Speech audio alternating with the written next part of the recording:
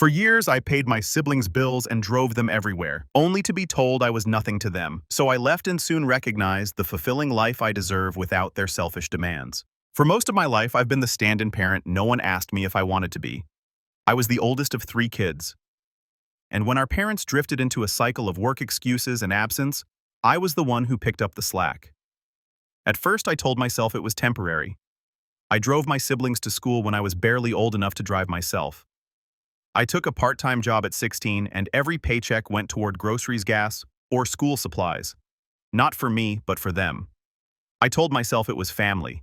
That sacrifice was just what you did. But over time, those sacrifices piled up so high that my own life started to disappear underneath them. It wasn't just about money. It was the emotional labor too.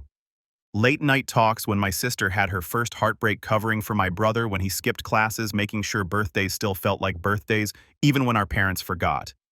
I became the one constant they could rely on. And I wore that role like armor. Even when it left me exhausted, I missed out on so many things my friends got to experience. Weekend trips, college parties, even dating seriously, because someone always needed me. I convinced myself it would all be worth it. That one day, they'd look back and see what I gave up for them. But the thing about giving endlessly is that people start to believe it's your job. It stops being kindness and starts being expectation. I began to notice little things and how my siblings spoke to me. Instead of thank you, it was finally, or you should have done that already. They would casually dismiss any attempt I made to focus on my own life as if my existence revolved around their convenience. When I brought up that I was thinking of moving out of state for a better job, my brother scoffed and said, "You can't leave us. That's not even an option." My sister chimed in, "Seriously, Eric, don't be selfish. We need you here." I laughed it off at first, but it planted a seed of unease in me. Was I selfish for wanting my own life?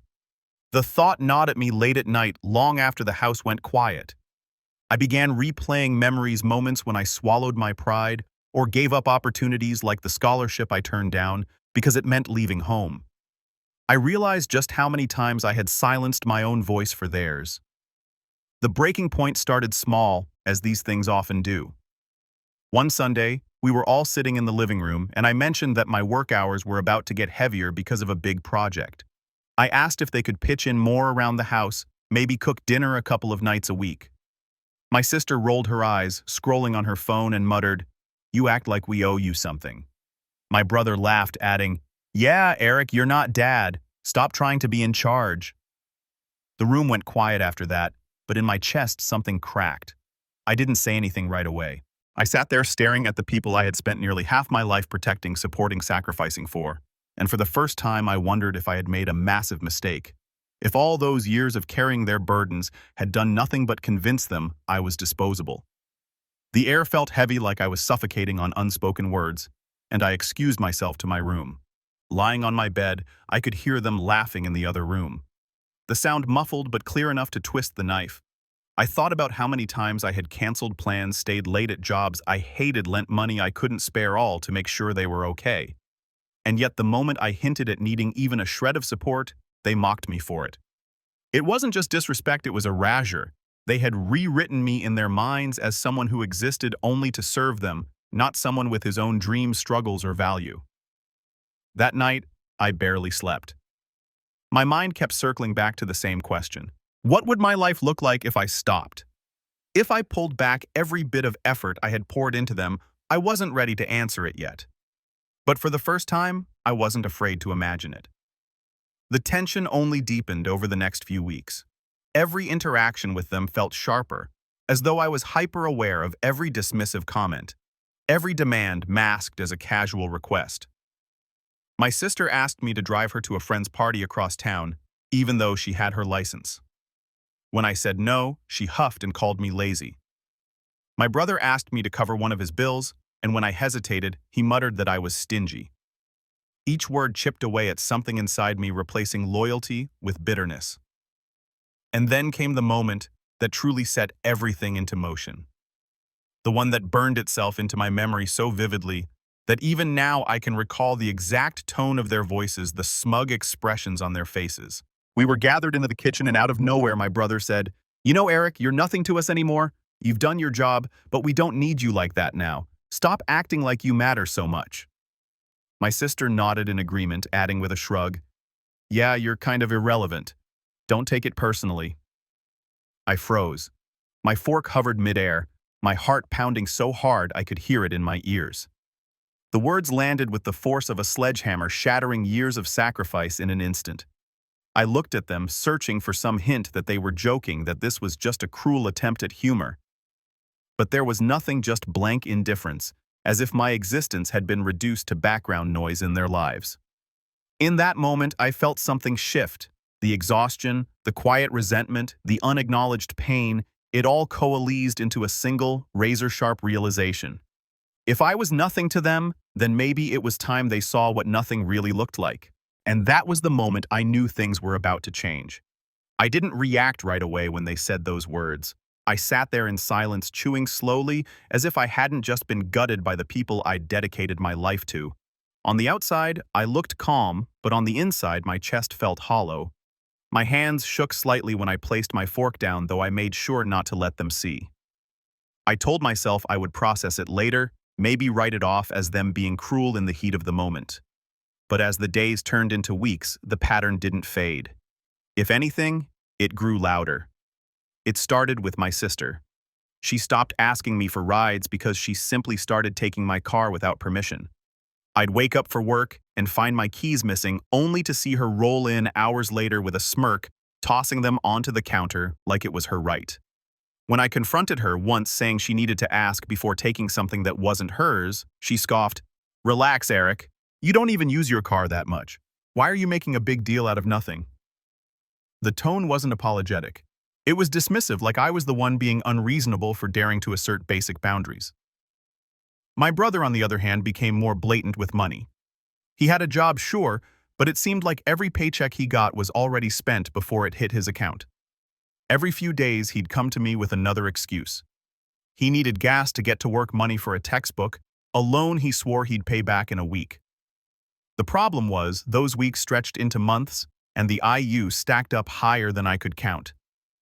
When I finally pushed back, telling him I couldn't keep covering for him, his face hardened. "Wow. So now you're going to start holding out on family after everything you've done before? What's a little more? Stop acting like you're some big hero, Eric. You owe us." That word, "owe," hung heavy in the air. It was like a knife twisting deeper. All those years of self-sacrifice had been twisted into debt. I wasn't their brother. I was their resource, their safety net. And now that I dared to hesitate, I was suddenly betraying them. Even our parents seemed to reinforce it. They had always been distant, but now they played into the dynamic in subtle, corrosive ways. When my siblings complained that I wasn't helping like I used to, my mom sighed and said, "Eric, you know they rely on you. Don't make things harder than they have to be." My dad added, "You've always been the responsible one, so don't start letting us down now." There it was. No acknowledgement of the years I'd already sacrificed, no gratitude, just pressure to keep giving more. I started noticing favoritism. Too, in the smallest but sharpest of ways. At family dinners, conversations revolved around my siblings, their plans, their ideas, their complaints. If I spoke up about something at work or mentioned an accomplishment, it was brushed aside with vague nods or outright interruptions. Once, when I shared that I was being considered for a promotion, my sister laughed and said, "Oh, please, Eric, no one cares about your boring office job." My brother piled on, "Yeah, come back when you've done something impressive. We're talking about real life here." Everyone at the table chuckled except me. I sat there forcing a smile while my stomach churned. The disrespect grew bolder over time. My brother had friends over one evening, and I overheard him introducing me as basically the family's free babysitter and ATM. They all laughed, and one even joked, "Man, I need an Eric in my life." I froze in the hallway, listening to them laugh about the role I had been forced into. It was like hearing my entire identity boil down to a joke at my expense. Every night I went to bed with a growing weight pressing down on me. I'd lie there staring at the ceiling, replaying their words and their actions, trying to convince myself it wasn't as bad as it felt. But deep down, I knew I was unraveling. The sense of betrayal wasn't just about what they said. It was about what it revealed. All those years, I thought I was building loyalty, love, and respect. And instead I had built entitlement. They didn't see me as a brother, they saw me as a tool. The tension in the house thickened with every passing day. I started pulling back slowly, testing what would happen if I stopped making myself so available. When my sister demanded I drive her across town, I said no. When my brother asked for cash, I told him I didn't have it. When my parents dropped hints about me picking up the slack, I changed the subject. Each time, the reaction was sharper. My siblings call me selfish. My mom accused me of forgetting where I came from. My dad muttered something about me abandoning family. The word abandonment stung the most, considering how much of my life I had already given up for them. The final straw in that stretch came one Saturday night. I had made plans with a friend, something rare for me, and I was actually looking forward to it. Just as I was heading out, my sister blocked the doorway holding out her phone. "You need to drive me to Lisa's house," she said flatly. I told her no, that I had plans, and she rolled her eyes. "Oh my God, Eric, you're pathetic. You think your little plans matter more than me? You've always been the backup parent, so stop pretending you have some big life of your own." My brother, lounging on the couch, chimed in without looking up from his game. "Yeah, man, just do it. You're not doing anything important anyway." I felt the heat rise in my chest, but I swallowed my words. Instead of arguing, I walked past her and out the door. My hands trembled on the steering wheel. The whole drive to meet my friend. I kept hearing her words on repeat. "You've always been this backup parent. That was it. That was how they saw me. Not as Eric, not as a person, but as the stand-in, the extra, the disposable figure who only existed when they needed something." That night, I realized the situation had crossed a line. It wasn't just mistreatment anymore. It was a razor of my identity. And if I didn't change something soon, I'd lose myself completely. But even as I began to pull away, I had no idea just how much uglier things were about to get. The weeks after that Saturday night only cemented the growing distance between me and my siblings. I went about my days quieter, more deliberate. I stopped volunteering to cook, stopped picking up their slack around the house, stopped offering my car or my money. Instead, I let them handle their own lives, something they should have been doing years ago. At first, they reacted with confusion, then annoyance, then outright hostility. But I kept my mouth shut, choosing silence over fights. And then came the moment I never thought I'd face. The moment that broke something inside me so completely that I knew things could never go back to how they were. It was a Thursday evening when I came home from work drained, but glad to finally have a moment to myself. I walked through the door, dropped my bag on the chair, and immediately noticed the odd silence. Usually the TV was blaring or my sister was on the phone, but that night the house was eerily still. My gut twisted as I noticed small details out of place. The shoe rack half empty, my bedroom door slightly ajar even though I always kept it closed. I pushed it open and froze. My room had been ransacked, drawers yanked open, clothes scattered on the floor. My desk flipped with papers spilling everywhere. But what made my heart stop was the empty space where my laptop had been. The laptop I had worked years to buy. The one with all my personal files, my job documents, even private journals I had kept since I was a teenager. Gone.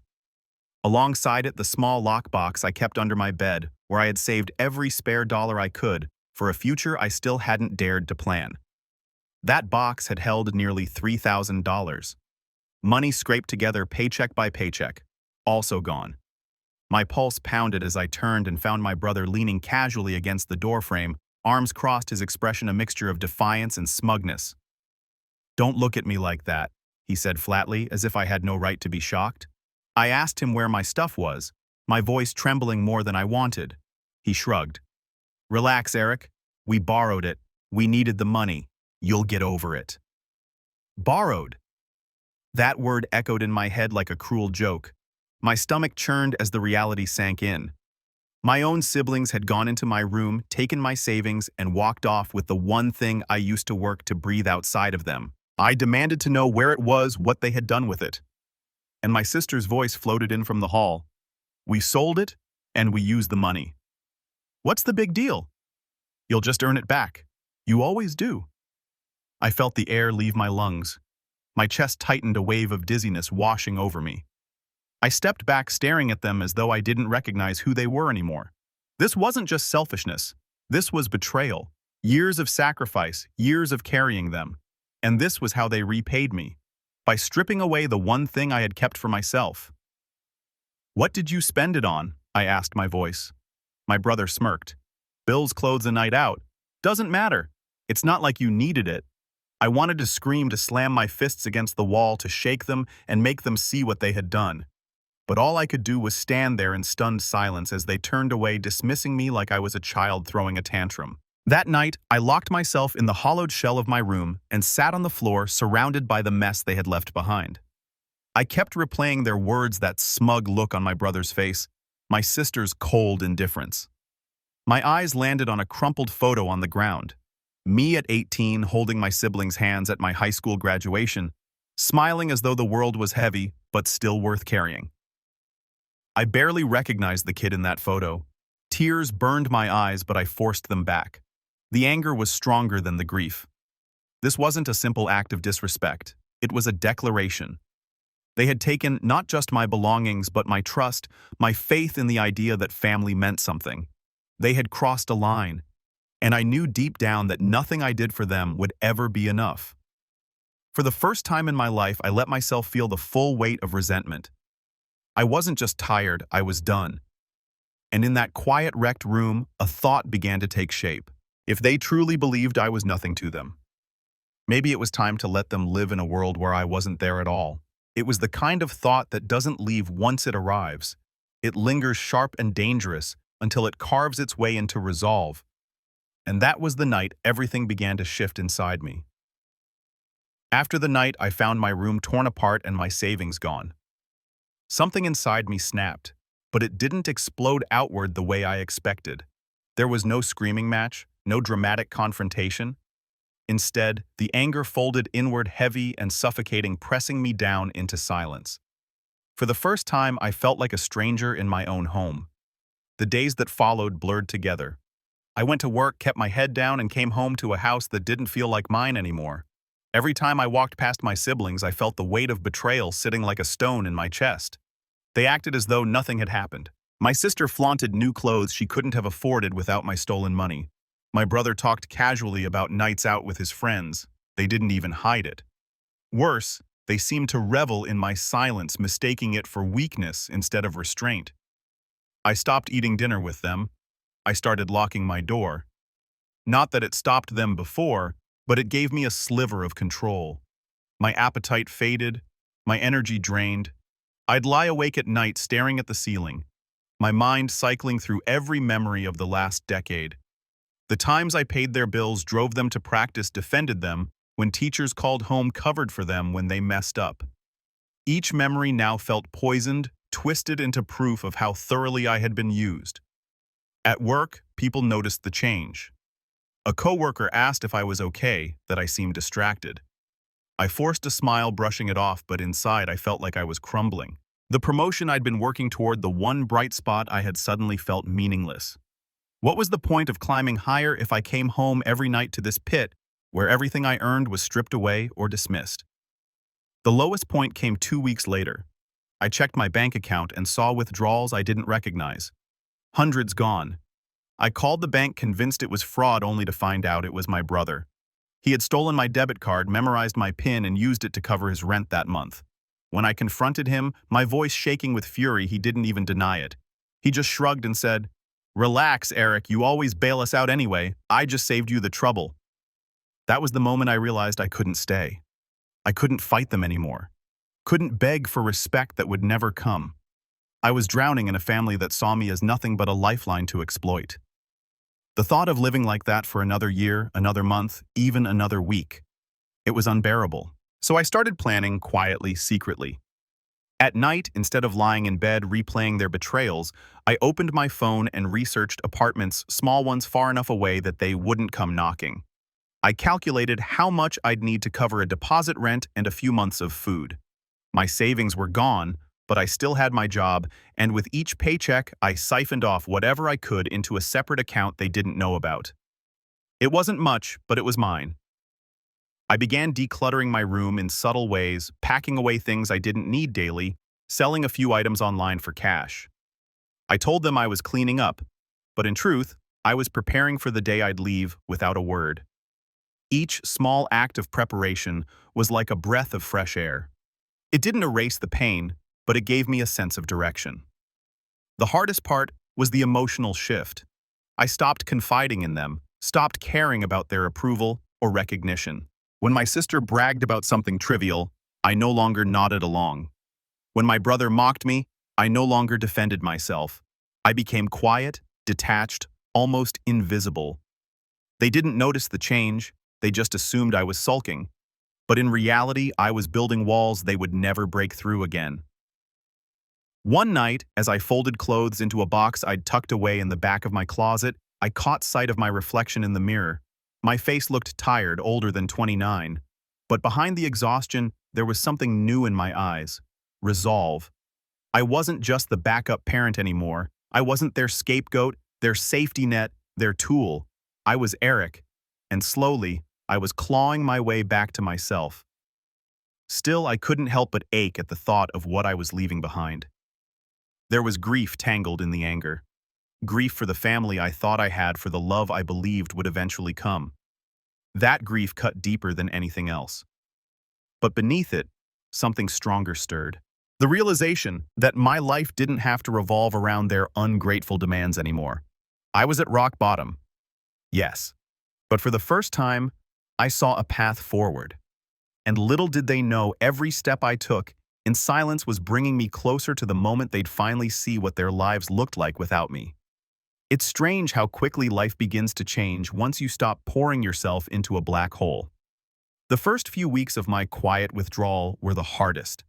I felt hollow, disconnected, unsure if I was really capable of breaking free. But then, little by little, the tide began to turn. I stuck to my plan.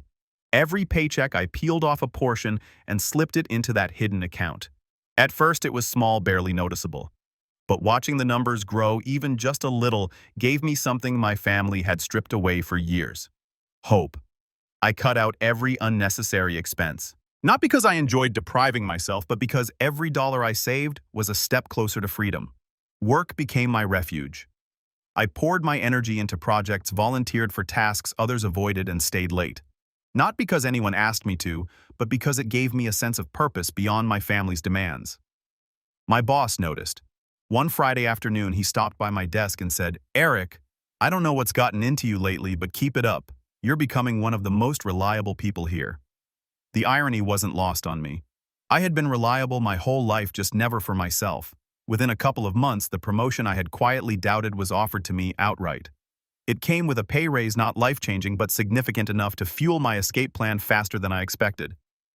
I accepted with a steady voice, but when I got back to my car that evening, I gripped the steering wheel and let out a shaky laugh.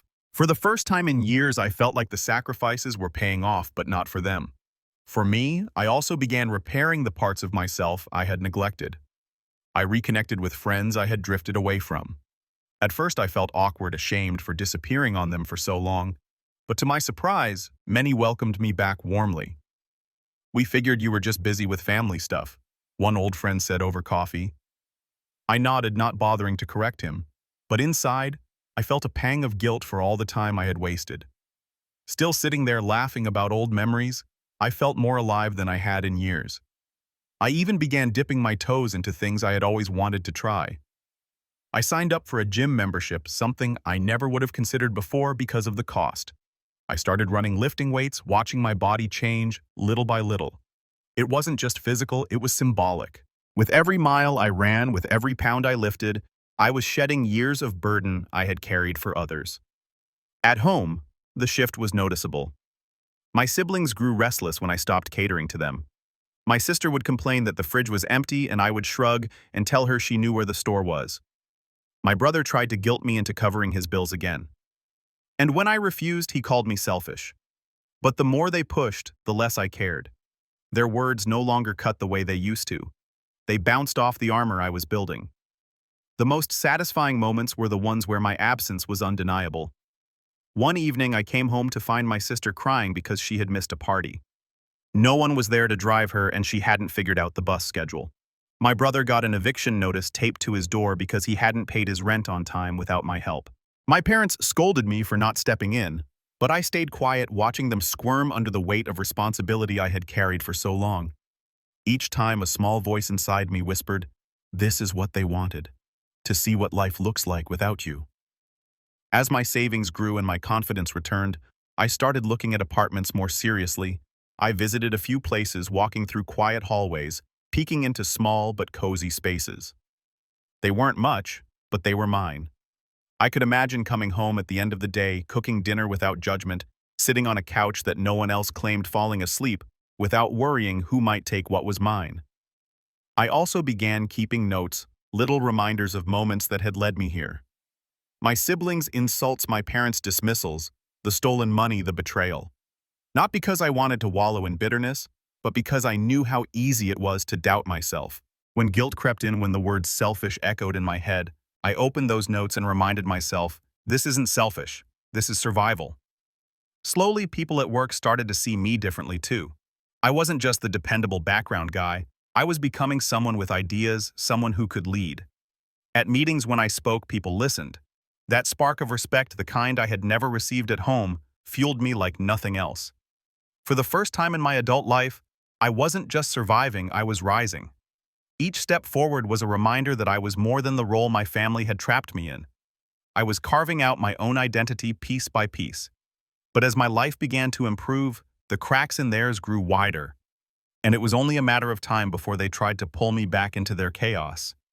The more distance I created between myself and my family, the clearer things became. I could see their lives unraveling without my constant intervention, like scaffolding being kicked out from under a fragile structure. My sister struggled to keep up with school and her social life without someone to show for her everywhere. My brother sank deeper into debt, scrambling to borrow from friends when I refused to hand over cash. My parents, once content to ignore everything, suddenly started calling me more often. Their voices laced with a sharp edge of expectation. "Eric, they need you. Why are you being so cold?" But while they scrambled, I was moving forward. At work, the promotion I had accepted started to bear fruit. I wasn't just another name on the roster anymore. I was managing small teams, coordinating projects, and sitting in meetings where real decisions were made. With that came new connections, people who saw value in me, who treated me as someone capable, not someone disposable. One senior manager, Mr. Dalton, took an interest in me. He was blunt but fair, and after a long day in the office one evening, he pulled me aside. "You've got potential, Eric," he said. "Don't waste it. Too many people let their personal lives drag them down. You've got the work ethic. Now's the time to use it for yourself." Those words stuck with me. For years, my work ethic had been weaponized by my family, turned into chains that bound me to their needs. But now I was learning how to use it for my own benefit. Financially, I was gaining ground too. With the pay raise from the promotion and the side income I'd quietly built, selling off extra items and freelancing small projects online, my secret savings account began to look respectable enough for a deposit, first month's rent, and even a cushion for emergencies. Every time I checked the balance, a thrill ran through me. This was mine, untouchable. And then came the piece of information that would shift everything. One afternoon, I overheard my brother on the phone while I was walking past his room.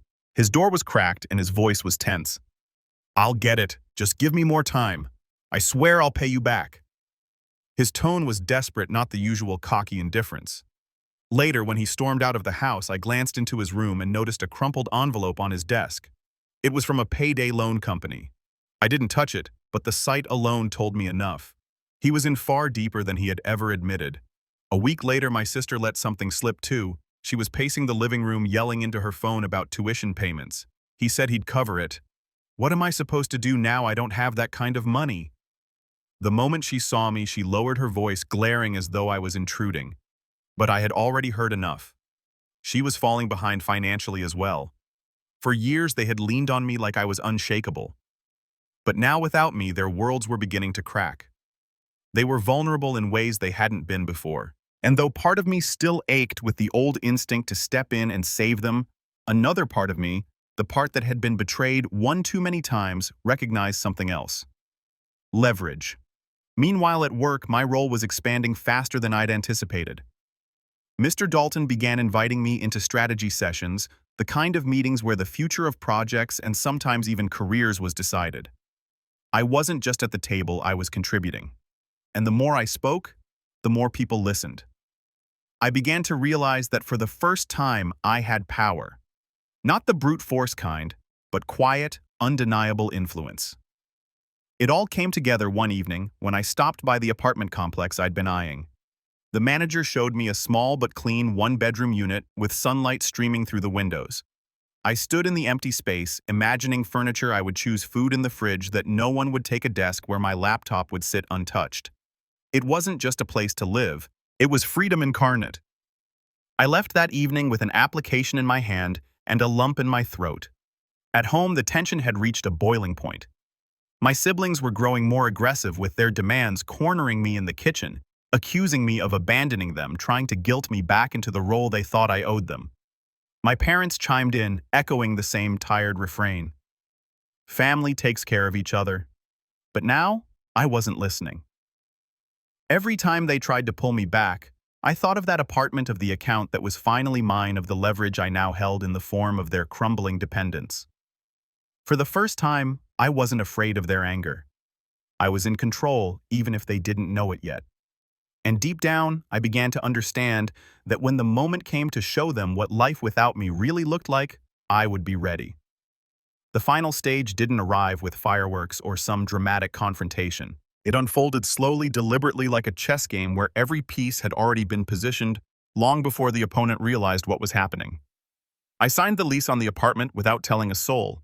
I moved my essentials little by little, packing a box here, a suitcase there, always careful to do it when the house was empty. Clothes, important documents, personal keepsakes. All of it disappeared into my car trunk and reappeared in my new space. Each trip left my childhood room barrier emptier, until eventually there was nothing left that mattered to me. Still, I played my part at home. I didn't announce anything. I didn't warn them. I simply stopped responding to their demands with the same frantic urgency they were used to. When my sister asked for money for her tuition bill, I shrugged and said, "I can't help you anymore." When my brother tried to corner me for rent, I told him calmly, "You'll have to figure it out." Their outrage grew louder by the day, but I stayed quiet, almost detached. The real moment came one Saturday afternoon. I had spent the morning at my apartment setting up a small desk, cooking breakfast in a kitchen that belonged only to me. And then I drove back to the family house one last time. My siblings were waiting for me in the living room, arms crossed, faces sour. My parents were there too, sitting stiffly as if they had been called in to act as referees. "We need to talk," my brother said, his tone sharp. "You can't just stop helping us. You know we're struggling. You've always been the one to step up. What happened to you?" I sat down across from them, calm in a way I hadn't been in years. "Nothing happened to me," I said evenly. "I just stopped letting you take everything from me."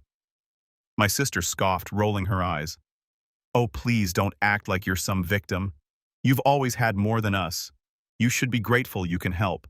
I leaned forward, meeting her gaze. "Grateful? You stole from me, both of you. You went into my room, took my savings, sold my laptop, and didn't even apologize. And you expect me to keep sacrificing? No, not anymore." They shifted uncomfortably, but my brother pushed back. "That's family. We share. You're just being dramatic." I smiled. Not bitterly, not angrily, but with a calm finality that seemed to unsettle them more than if I had yelled. Family doesn't steal. Family doesn't tell someone they're nothing. Family doesn't use and discard. You've mistaken me for a safety net, but I'm not. Not anymore. And with that, I stood. I walked down the hall to my room, empty now except for bare furniture, and picked up the single bag I had left behind. When I came back to the living room, all four of them were staring confused. "What are you doing?" my mom asked, her voice trembling. I set the bag by the door and turned to face them. "I'm leaving. My life isn't yours to drain anymore. From now on, you'll see what it's like without me holding everything together." The silence was suffocating. My sister opened her mouth, closed it again. My brother muttered something under his breath, but the bravado was gone. My dad looked at me with a mix of shock and anger, but he didn't move. I grabbed my keys, slung the bag over my shoulder, and walked out the door without another word. The air outside felt cleaner than it ever had before. That night, I sat in my new apartment, the faint hum of the fridge in the background, the city lights spilling through the blinds. I ate dinner alone at my little kitchen table, and for the first time in years, the silence didn't feel heavy. It felt like freedom.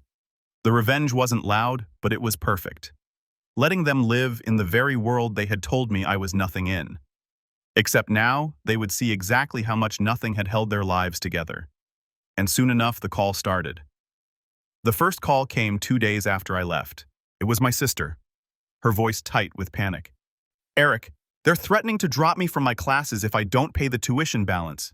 You need to help me, please, just this once." I listened in silence, letting her words spill out. For years, her crisis had been mine, her panic always enough to make me move heaven and earth. But now, I felt only a quiet detachment. "You'll figure it out," I said finally, my tone calm. "You're smart. You'll manage." Before she could protest, I hung up. The next call came from my brother. His voice was sharp, almost angry. "The landlord's serious this time. I need rent money or I'm out on the street. Stop playing games. This isn't funny." I let him rant, listening as his anger bled into desperation. When he paused for breath, I said simply, "You always said you didn't need me. Now you get to prove it." And I ended the call. My parents were slower to reach out, but when they did, it was in a three-way call with both of them on the line. My mom's voice was soft, almost pleading. "Eric, you've made your point. But you can't just abandon family. You know they need you. We need you." For a moment, the old guilt stirred in me. But then I remembered sitting on the floor of my ransacked room, staring at the empty spot where my savings had been. I remembered the laughter, the insults, the years of being told I was nothing, and the guilt evaporated. "You didn't need me when I was 16 and raising them on my own," I said quietly. "You don't get to need me now. You taught them I was nothing. Now you all get to live with that." The line went silent. I could hear my father exhale sharply. Could picture the look of stunned anger on his face. My mom tried one last time, her voice cracking. "Eric, please. You can't just cut us off." "Yes," I said firmly. "I can." And I hung up. From that point on, the calls came more frequently. At first, they were angry. Accusations, guilt trips, even threats. Then they turned into pleas. Finally, they dwindled into silence. I heard through a mutual acquaintance that my brother had been evicted, that my sister had to drop out for a semester, that my parents were struggling to hold the house together. Without me, the cracks widened into gaping holes. The scaffolding was gone, and the structure they had leaned on for years had collapsed. Meanwhile, my life flourished. My new apartment became a sanctuary. I decorated it piece by piece, each item a symbol of independence. Work continued to go well, and with my focus free from their demands, I thrived. My health improved, my friendships deepened, and for the first time I started dating seriously, something I had never allowed myself before. One evening, months later, I passed by my parents' neighborhood on the way back from a dinner with friends. On a whim, I slowed the car and glanced at the old house. The yard was overgrown, paint peeling from the siding. It looked smaller than I remembered, almost pitiful. For years, that house had been the center of my world, the place where I gave everything I had. Now, it was just another crumbling building. I didn't stop. I didn't need to. As I drove away, I felt a weight lift off my chest, replaced with something lighter. Peace. The revenge hadn't been in shouting or in payback. It was in silence, in absence, in letting them feel the void of everything I had given without thanks. They wanted to see what life looked like without me. Now they had.